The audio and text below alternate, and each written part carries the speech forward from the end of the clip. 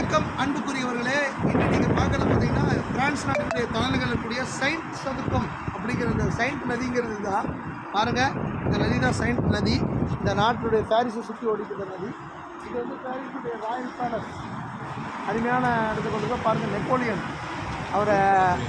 ஒரு டியூம்னா அந்த நாட்டினுடைய அரசரான நெப்போலியன் ரொம்ப இதாக இருக்குது. இது அருமையான விஷயம். நல்ல குளிர்.